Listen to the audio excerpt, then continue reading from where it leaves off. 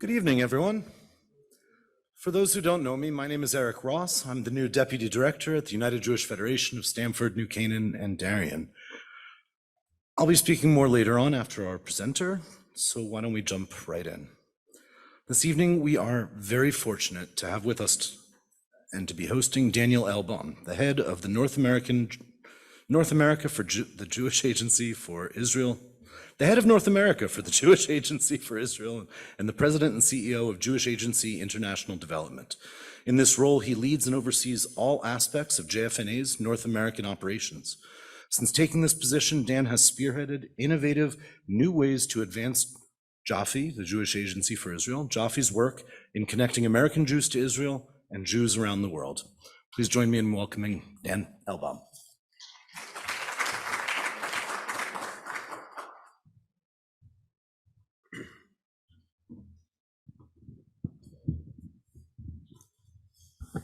Better? Can you hear me? Yep. It's usually the first test, whether you can hear me. So thank you for coming. Thank you, Eric, for the warm introduction. It might not shock you to hear that I've been giving this speech a bit, and it hasn't not gotten easier to do. And as I've struggled with the words to express what many of us have felt through, I've tried to look for different ways to talk about it. I'm going to try something a little different tonight, especially because a few of you just heard me speak a half hour ago. So it's just an interest for you. So this will seem disconnected, but I promise I'll get there. So as you heard, I work for the Jewish Agency for Israel. Jewish Agency for Israel is a historic Israeli organization. Who's seen the pictures of the Jews dancing in a square when the UN voted the partition in 1947? I see nods. You see that's our courtyard. The Jewish Agency was the government of Israel before there was Israel. Our chairman was David Ben-Gurion. And this is an organization synonymous with the state of Israel. We do three primary things today. One is Aliyah, the right of every single Jew, no matter where he or she lives, to go to Israel if they choose, or alternatively, if they choose not to go to Israel, to be safe and be able to practice Jewishly in whatever location that is. Second is to connect Jews to Israel and to each other. And we do that mostly through our shlichim, our emissaries, Israelis who come to the United States for several years to try to present a different face of Israel and connect people with Israel, as well as immersive programs like Masa. And finally, and this will be mostly what I talk about, is strengthening Israel's society, resiliency, and strengthening the state of Israel. Reason I tell you all this about the Jewish Agency, other than you should know who's speaking to you, it seems an appropriate topic, is a week ago, on the Saturday this occurred, the Saturday that more Jews were killed on than any day since the Shoah, the darkest day in Israeli history, a day that if you were to take Israel's population of around 9 million and look at it in terms of the United States population, you would say that more Israelis died on not only 9/11, Pearl Harbor, and you could include the Battle of the Bulge in terms of the statistics, the bloodiest American battle. It's a country where everybody knows somebody impacted, everyone knows someone affected. And here I was on a Saturday morning, the head of North America for the Jewish Agency, with different responsibilities, different calls, different communications. But the first thing I wanted to do was to reach out to my shlichim. These are Israelis, as I said, who are in the US, and here they are, the hardest event to ever occur in their country's history, and they find themselves in another country, far away from home, unable to be with the people they love. And I worked my way through my list, and I called my shlichim all day, and I cried with them, and I talked with them. And I say this not just with embarrassment, I say it with shame. This is my just after Yom Kippur, this is my repentance, is I realized that I had not called one of my shlichim. And the woman who I had not called, her name is Bradir Kamal Mara. She's a member of the Druze community. She is the Jewish Agency's first non-Jewish senior emissary. And her work in Washington is to showcase Israel's diversity in population. And I hadn't called her. And I was seeing this as such a unique day of Jewish suffering and tragedy as it is. It wasn't malicious, but she had not been among the 15 first I called. She was the 16th. And I called her and I heard her voice and her humility in being called and receiving this call, and the recognition that this was her country that was under attack. These were her brothers who were serving in the Israeli army. There were non-Jews who were killed in this attack as well. I did not ask for her forgiveness, but and in my heart I did. She just appreciated the call, and we're professionals and we're going about doing the work we did. But this is a historic travesty for the Jewish people. But I made a cardinal sin in forgetting that it's a travesty for all the people of Israel. Israel is 9 million, 2 million are not Jews. Many of them, including, by the way, migrant workers, were killed and kidnapped during this. The terrorists, the murderers, did not care if you were Jewish or not when they inflicted their acts. They didn't care whether you were religious, whether you were political. Many peace activists were killed on that day. Ironically, a disproportionate number of people very involved in Israel's peace movement are among the missing and killed on that day. And the scope of this tragedy impacted every aspect of Israeli life. So as the days move on, as Israel begins a healing process, I wanted to talk to you a little bit about what my organization, the Jewish Agency, is doing. I wanted to share some thoughts on the weeks and days ahead. And being this a small enough, intimate group, I'd like to hear from you too and take any questions and really engage in a discussion about what we're all going through together at this time. So we know what happened. We know and we appreciate, and we really should feel a sense of awe at the world's expressions of sympathy to the Jewish people and to Israel that followed the attack. I don't know about all of you, but to see the Brandenburg Gate, where Hitler's soldiers marched, lit up with this Israeli flag, to see the Eiffel Tower lit up with the Israeli flag, to hear President Biden's speech, the most beautiful pro-Israel speech. I don't know your politics, you don't know mine, it doesn't matter. I'm stating this as someone who just loves history. There has not been a more powerful speech by an American president about Israel since Harry Truman recognized the state of Israel in 1948. We have a great deal to feel good for, to have pride in terms of how America and the world has responded.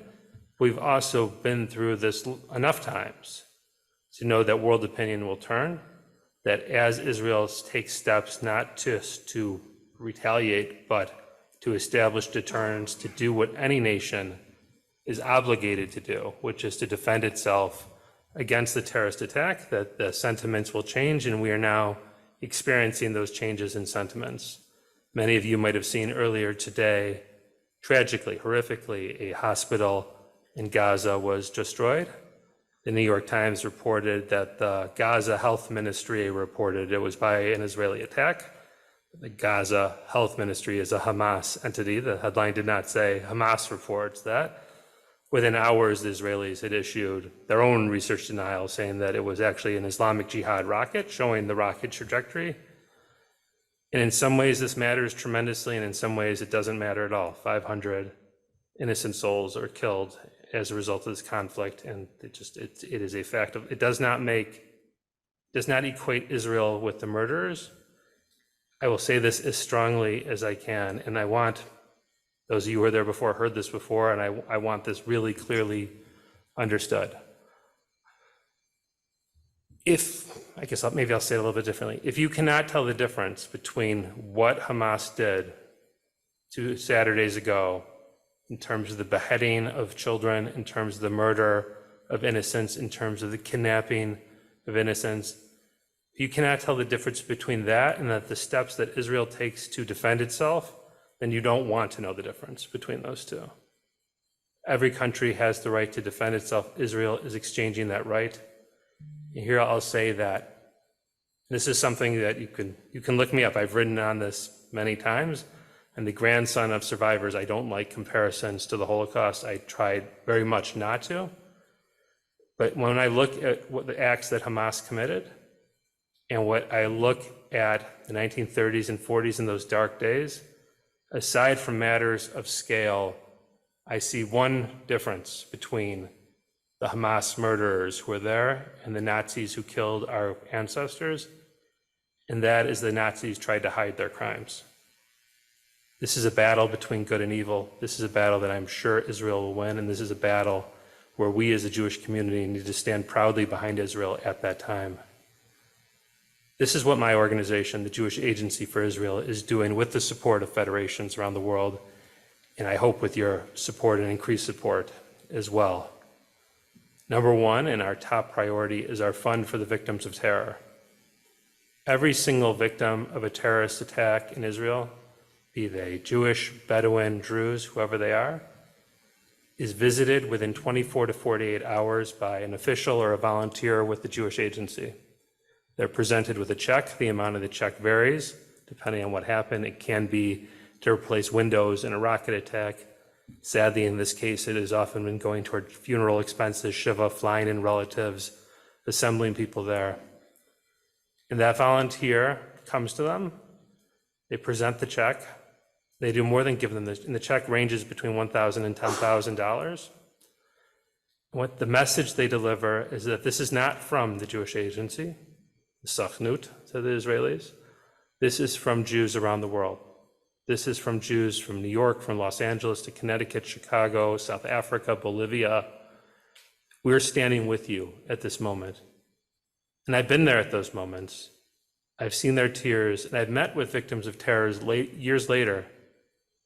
And what amazes me, it shouldn't, but it amazes me, is they never remember how much the check was. What they do remember is that little speech. They do remember that Jews were standing with them. Non-Jews, by the way, too, in terms of when I've talked to Druze who receive this and others, that this global connectivity, that we are all in this together. Our fund for victim of terror is going to be incredibly strained during this time. We are committed to delivering these checks to every single victim of terror, and those numbers are astronomically higher than we've had before, and we will deliver them. We will make that statement of world Jewish solidarity. We will support our brothers and sisters in Israel at this time, and I, for one, it's one of those things that's getting me up in the morning to know what I can do to be helpful in that situation. In that sense, I feel lucky, and I hope many of you feel the same way, is that when a crisis happens of this magnitude, when something we never imagined possible occurs, it's very easy to feel lost, to feel like there's nothing that we could do to be helpful. And for me, just to know how lucky I am to work with an organization that is directly helping the victims of these terrorist attacks is something that's allowed me to get out of bed this morning, and something that it's more than a job for me. It's something that I'm deeply grateful for. The Jewish Agency, we also have a responsibility to those under our care. There's two very specific groups I want to talk about. First of all is the most remarkable human beings you ever met. These are the senior citizens of our Amigor assisted living facilities. These are elderly Israelis. They live, around 5,000 of them live close to Gaza in assisted living facilities. Many of them, if you can believe it, a significant percentage are survivors of the Holocaust. And here they are, once again, worried about rocket attacks in the one Jewish state and their safety and danger. We can't move many of them. We have invested in armed guards for them, because both for their peace of mind and because of the terrorist incursion. Armed guards in the Jewish state to defend elderly Israelis. Herzl's dream standing on its head is where we are right now in terms of that, but that is our commitment to every single one of them, that they'll be safe, that they'll be cared for, that we'll get their groceries, that they will get their food, that we will provide them with entertainment. And let me just say a word about my colleagues at the Jewish Agency who are providing these services. They are a reflection of Israeli society. Almost all of them have children serving in the IDF. 300,000 soldiers were called up in the IDF. I told the story earlier. Several units reported that in terms of the call up, that 120% reported for duty. Now, how do you have more than 100% report for duty? The answer is that many who were not called also reported for duty and insisted upon being there for their country at this time. This, by the way, includes many of our shlichim at the Jewish Agency who are now, we're arranging flights for them to serve their country, although I'm trying to explain to them the importance of their work here as well. So that's our second area of focus, is these elderly Israelis who need our help. The third is, you might remember I mentioned in the beginning, is our olim, new immigrants to the state of Israel. The overwhelming number of them, around 4,500, are from Ukraine, Russia, and Ethiopia. Many of whom escaped either the civil war in Ethiopia or the horrific Russian invasion in Ukraine. And once again, there they are under rocket attack in the Jewish state. Once again, they are fearful for their safety. And we are committed to each and every one of them, to protecting them, to making sure that we can get some of them to the north, to making sure that we are able to provide for them. They are our responsibility. They are our people. We did not bring them to the Jewish state in order just to abandon them at this point in time. If I was giving this speech 10 days ago, it would very likely be about the war in Ukraine and the Russian and Ukrainian Jews. It's amazing how things have changed. And at the time I would have told you, which is true, that every month we get in Israel around 200 to 300 new olim, new immigrants from Ukraine, and 2,000 to 3,000 from Russia. The numbers from Russia are off the charts. To give some perspective, the 85,000 Russian olim since the war began, to give some perspective, in 2021, before the war began, we had 29,000 from the whole world. 85,000 only from Russia. Little over 150 have tickets to fly to Israel right now. They have quit their jobs. They have sold their homes. They are ready to make their new life in Israel, and we have the responsibility of figuring out, and we don't quite know the answer of what do we do with them at this point in time. Right now, we're putting them up at hotels in Moscow, but we don't know, and they don't know, when those doors will close in Moscow, when a regime that's ruled in that manner might decide to take a different operation. So is it safer to keep them there, or is it safer to fly them into Israel? These are the unanswerable questions that my colleagues are wrestling with. And finally, I'll say, and then I really would like to open this up for dialogue, questions, thoughts, this being a Jewish audience, counter arguments, speeches, but whatever you guys want to do, I'm here. I'm certainly here for it. Is we're deeply engaged in conversations with the municipal leadership of the southern towns in Israel to understand what their needs are. This is not something that Israel is going to recover from overnight.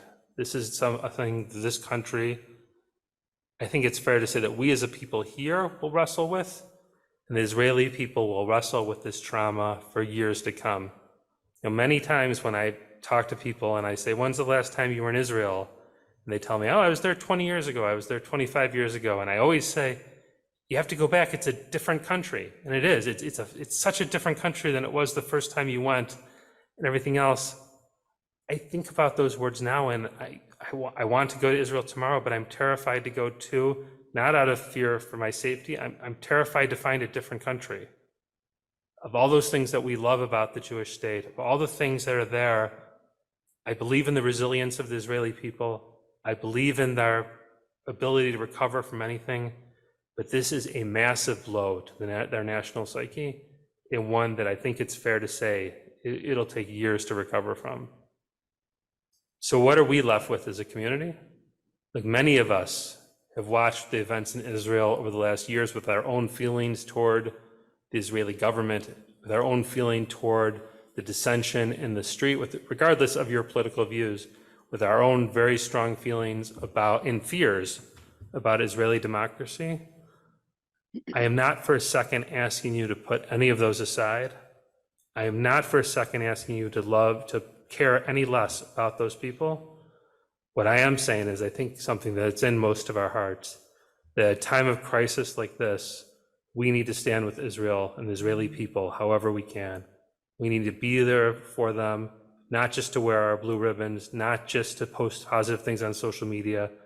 We need to show up and represent them If you liked Joe Biden's speech, and I hope you did, if you're pleased that the United States sent an aircraft carrier into the air region in order to defend Israel from Hezbollah and Iran, if you share my pride that the President of the United States is flying to Israel in the middle of this crisis in order to show his solidarity, understand that those happen for a variety of reasons, mostly because of the rightness of the political decisions there, but they happen because we have been a strong constituency within the state of Israel. They happened because we took a young Joe Biden when he was 30 years old to Israel, where he met with Golda Meir. They happened because we have been engaged and we have supported Israel, and we've expressed our opposition when we needed to, and we've complained when we had to, and we've made our jokes, but we have stood with Israel, and we need to do that 100 times more than we did before. So again, I thank you for being here. I thank you and our federation for the support you're giving to my colleagues in Israel and to the people of Israel at this critical time. And I hope that you'll all feel the same way as me, that there is a time for every single feeling under the sun, but today is a time to stand with Israel. Am Yisrael Chai. Thank you.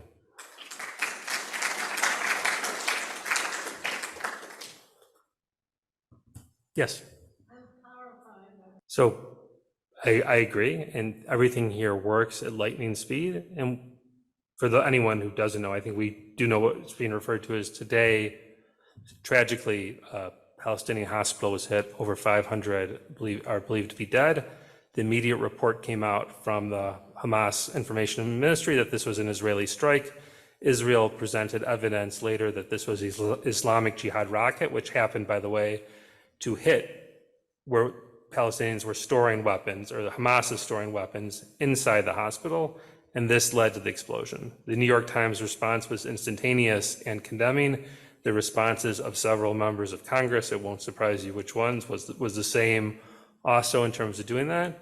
To its credit, the New York Times has now changed their headline, but I'll say their headline initially was Israel blows up. The hospital kills 500. Now it is Israel and Hamas blame each other for the hospital being blown up. This is a war of information. This is a war of getting your story out. And look, I think I'm somebody who, before I was at the Jewish Agency, I worked at the American Jewish Committee, spent many years on Israel advocacy. I'll give the Israelis a compliment. They have you might not believe it, they have gotten better and more respectful of PR. They did get their statement out quick. They understand the importance to tweet and to get this information out in this sense. But the Israeli attitude, and I honestly have a hard time arguing with my colleagues about it today, is it's better to be feared than pitied. That we've tried pity. We've tried the world having sympathy for us. It has not served the Jewish people well. No one rejoices in the death of innocents. The Israeli army needs to continue to do all it can to protect civilian lives during this war. We understand that that's imperfect, that civilians are going to die, and that is, I don't mean this as a throwaway line. That's tragic beyond words. The innocents will die as a result. But there's no country that wouldn't take steps to defend itself based on the onslaught that had happened. There's no country that wouldn't seek to remove the terrorist government that perpetrated these atrocities upon its citizens, and we'll take the bad publicity as it goes. We'll combat it. We'll fight. We'll do what we can. We'll try to seek to persuade the persuadable, but it's going to be very rough. I don't have comforting words in that effect. But the question was, basically, and you'll correct me, what does the end game look like for Israel? What are their aims? By the way, this is a question that I believe President Biden will privately press Prime Minister Netanyahu on tomorrow. This isn't all hugs and support. This will be a real tachlis conversation about what are your plans here. You've had a little while to digest this information. The immediate fear, I'll say a few things. The immediate fear is the expansion of the conflict, whether to Hezbollah in the north, the West Bank, or Iran, and that is why the United States has acted as boldly and as assertively as they did. Israel's stated war aim is different than it's been in previous wars with Hamas or with Hezbollah, for that matter. It used to be what Israelis' aim is to basically take out some of the terrorist leaders, some weaponry, and reach a ceasefire so Hamas's operational capabilities were less, and then sort of life went on till the next time. I said this in my last speech. Some Israeli generals who I've met call it mowing the grass. Horrible term, but that's sort of the colloquialism used of this is life when you live next to people committed to killing you, is every once in a while you have to have the war. The stated goals today are regime change, of to have Hamas out of power, and it's not been explained what that means. I hope it does not mean an Israeli occupation of the Gulf that's been attempted and attempted poorly. I hope it seems impractical that the West Bank and that regime we call the moderate regime, with its president who denies the Holocaust and is in the 15th year of his 4-year term, it seems unlikely that they will be running things over there as well. So we don't have comforting answers, and it's the right question to ask Israeli policymakers at this point. What is your goal, and what do you plan to accomplish from this? And I will say history shows us that it's not always easy to know whether those goals were accomplished or not. We remember the horrific war with Hezbollah in 2006. This led to Prime Minister Olmert's ousting from office, among other things. He was considered a failure because of this, and he had some other issues, legal issues to deal with as well. But it's fair to say that that helped topple his government, and his efforts were viewed as a failure. Meanwhile, aside from the last few weeks, things have been quiet on the Hezbollah border since that time. So through the lens of history years later, one could make the argument that this was an operational success, that you achieved quiet on the border for this long. So it's a bit of a rambling answer. I'm sorry, I'm struggling with it too. We don't know the exact Israeli war aims of what this end game looks like. But the last thing I'll say is, if you remember what the reports were from 2 weeks ago, it was that Israel was very close to announcing a historic treaty with Saudi Arabia. And this is a region that doesn't respect those who are pitied. This is a region that respects strength. And I think what Israel is seeking to do at its most visceral level, and to do so within the laws of war and within our common conception of humanity and democracy, is restore the deterrence level from the humiliation of that day, so that they can avoid it happening again, and we can avoid a day where more Jews and non-Jewish Israelis are killed at that point in time. But we do need a more pronounced war, and we do need a better understanding, and at this point we still don't have it. So the question is about our engagement of the next generation of leaders, particularly in college. So here I have firsthand reports. The Jewish Agency has over 70 campus fellows, we call them. These are emissaries who are recently out of the Army, so 22, 23 years old. They're on over 70 college campuses, including, by the way, many of the Ivies and other schools like that. And they're reporting that the students have showed up to the pro-Israel rallies, that students have been supportive of the state of Israel. Not every one of them, but let's be very clear, we've seen the publicized reports, and that many universities, but not all, have issued strong statements of condemnation of Hamas. How long this lasts, we'll see. There have been notable exceptions, Harvard University being one that many have seen, which in my opinion has had a shameful reaction. Let me say something that I never thought I would say on a bima in a synagogue, so I'll ask your forgiveness before saying it, is that I'm sure none of you are familiar with the website playboy.com, but there is apparently, I read this in the Wall Street Journal, I'll add, not on playboy.com, a actress, let's call her, who has expressed solidarity with Hamas and approval. And Playboy.com kicked her off their website, deplatformed her, and said that her morals were inconsistent with our morals to doing that. In this case, I would say that Playboy has showed more moral back down than Harvard and several of the other Ivy League institutions, and it's a bizarre thing to say on a bima, and it's a sad reflection on society where it stands today. So we knew the universities were problematic to begin with. We understood that challenge. We are trying to address it, but don't be so quick to dismiss our students. I've seen some incredible, this is an area of challenge, let's be very clear, is that if you're younger, you are less likely to be supportive of Israel if you're older. But during this war, at least during the initial days, we've seen tremendous outpouring of support not just from the Hillels, not just from API or the Jewish fraternities and sororities, but from students who didn't associate before. And this crisis, perhaps briefly, but perhaps represents an opportunity where they're understanding a solidarity with the Jewish state that they didn't understand before. It's too early to tell, but there is an opportunity within it, and we have to cling to every opportunity we can. This is a country that believed in its security, respected its army, and has been profoundly let down. But we need to give the army that space to maneuver, and we need to just support Israel as much as we can. Last thing, and those who were there before, you heard the story one other time, but I have to repeat it because it's my favorite Israeli story of the week, is that we've heard a lot about the Israelis aren't getting good enough food, and people have started sending food to Israel, particularly the soldiers. The army actually called us about this and explained this is it's not like random. This is a scientific study of what soldiers need in terms of calorie count and protein in order to be provided. And please, can you tell the federations, others, stop sending us chicken soup and other things like that. Like we've got a system here, and I did that. Like we've sent that message, we've explained it and everything else like that.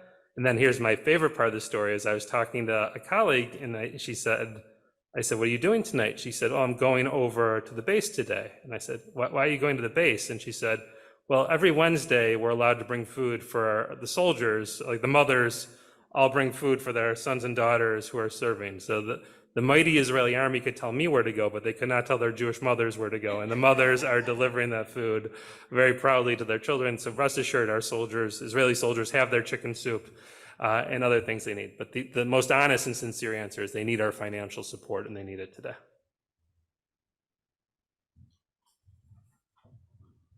Thank you, Dan.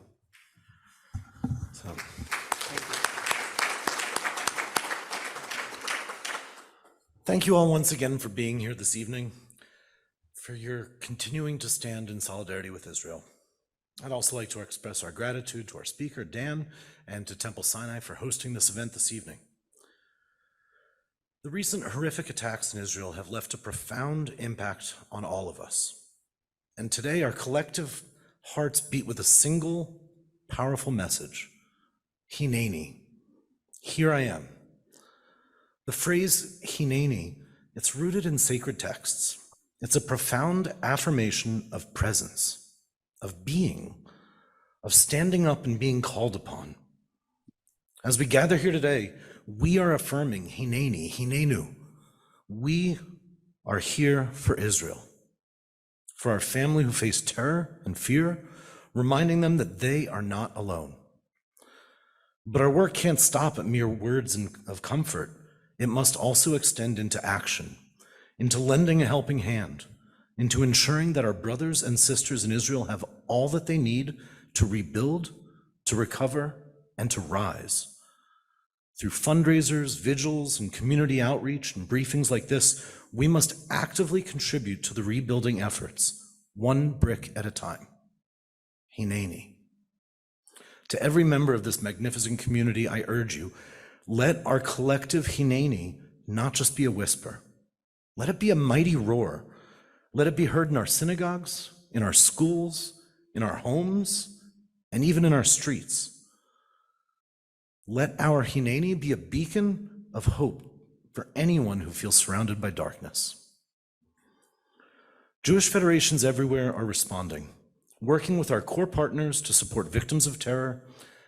As Dan explained tonight, Jewish Federations of North America, JFNA, has set an immediate national goal of raising at least $500 million to support the needs in Israel. Jewish federations have already allocated tens of millions of dollars to 20 organizations providing emergency relief and support, including the Jewish Agency for Israel, Dan's organization, the American Jewish Joint Distribution Committee, World ORT, the Israel Trauma Coalition, United Hatzalah, Magen David Adom, and Zakah. These funds are being put to a slew of immediate and urgent needs, such as medical care, emergency services, evacuation and transportation, housing, supporting victims of terror, trauma relief, and just beginning to address the long-term needs and psychological support that will exist. I'm proud to say that our community has responded too, setting our own goal of raising at least $1 million here in Stamford, New Canaan, and Darien. We're well on our way to reaching it, but we won't be able to get there without your support. UJF is creating an Israel Emergency Allocations Committee, which will be meeting this Sunday to help determine how our funds will be allocated. I stand before you tonight asking each of you to make a meaningful gift, to personally aid in the recovery and rebuilding efforts, to stand up and say Hineni. And when we leave here tonight, let's carry forth that message of Hineni in all we do. Let it be a reminder of our shared responsibility, of our collective strength, and of the boundless power of unity. I invite you all to visit ujf.org/Israel to make a gift when you can. 2 years ago, we decided that our community needed an infusion of Israel. Working with the Jewish Agency for Israel, we hired Yoav Yaron to be our community Shaliach, our Israeli emissary. Yoav's appointment is not a political one, nor is it a religious one. Yoav is here essentially to be a cultural emissary, to share the real Israel with our community. Over the past 14, or is it 15 months now, Yoav has done amazing work right here in Fairfield County. He has had a very active presence in all of our synagogues. He even helped to plan and lead Bicultural Hebrew Academy's student trip to Israel last spring, and will be going back again this spring with them. Yoav has broken bread with us, he's prayed with us, and now, sadly, he's also cried with us. I'd like to invite Yoav up to share a few words with us about the work that he's done here and what it's been like to be so far from home at this difficult time. Hi, everyone. I hate speaking to a microphone. Are we on Zoom? Or can I? Okay, so I'm just going to stay here. Okay. I just came back from Temple Batel, where we held another teen program. But let me go back a bit. I grew up in Gaza.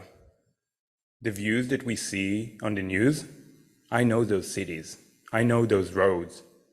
Every time I hear about Khan Yunis, this is my backyard. This is not a fiction. It's been 18 years, and I'm still yearning to go back home. Home in the Gaza Strip.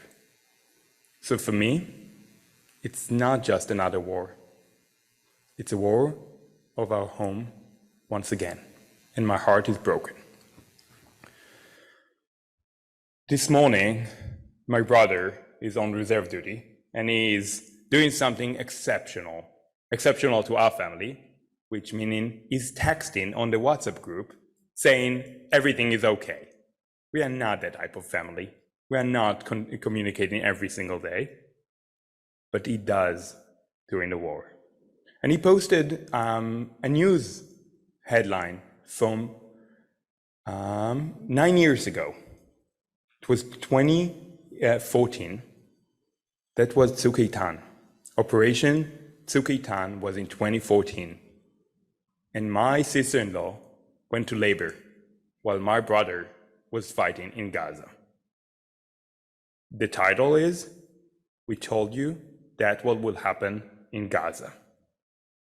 We bitterly laughed about those headlines in our family group. And I feel bad.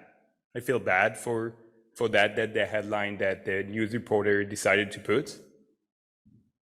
But it is the reality.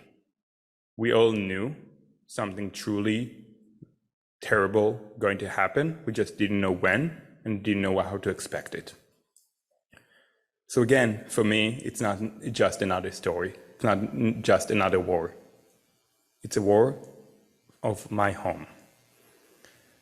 Ever since the war broke, I focused on two elements. One of them is keeping the smile, to show that every member of our community, we are allowed to smile and we should smile. Because this is my motto. If we allow the terror organization to take away our smiles, they already won. And I will not let them win, no matter what. I will die with my smile upon my face. The second thing is teens. The teens and the young generation needed me more than I expected, and even more, I needed them.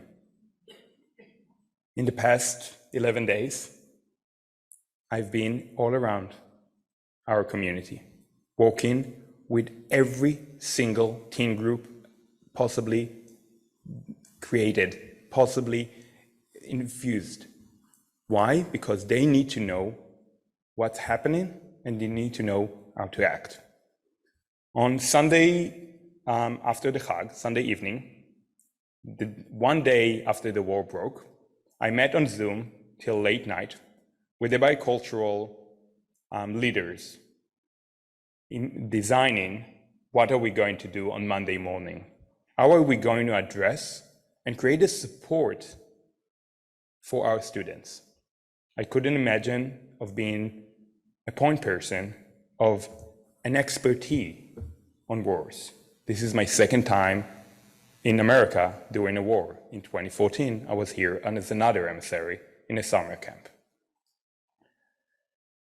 I moved on to work with other groups, with our BBYO chapters, regional and in our Stamford, with our NCSY, our public schools, and today I got here late because I was Temple Bethel.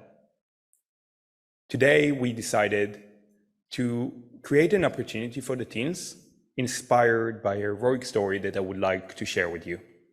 A story by Rachel Edry from Ofakim. Rachel was hostage in her own home by 5 terrorists. She stayed calm and offered them food and drinks, and that's how she was able to communicate with the police officers. By the way, the police officer who was first to identify that there is live hostages in that home was her son. He was not part of the rescue mission. She was able to communicate with the police officers, and thank God, she and her husband are safe, and the 5 terrorists are dead. She became a symbol. She became an idol for everyone in Israel.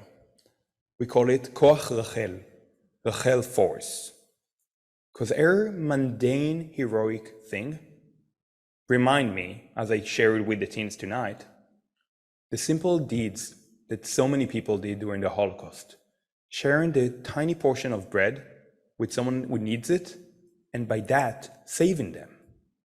By doing something very small, impacting everyone. She inspired us, and today, the teens baked brownies, some of them for them to eat, but the majority will be packed and be delivered to families who have kids in the IDF, to show them we support them, to show them we love them and we are there for them. I couldn't imagine that my second year on Shlichut will be combating within America, trying to speak up for the young kids who needs to speak up in their public school, trying to speak up for myself, and trying to keep myself safe as well as my community. But this is all God's plan, and I'm happy to be here, and I'm thankful for our community. Thank you.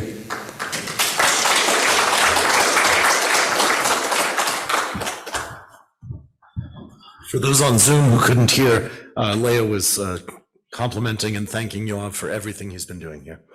And thank you all again for joining us this evening. Thank you to Dan. Thank you to Temple Sinai. We wish you a good evening.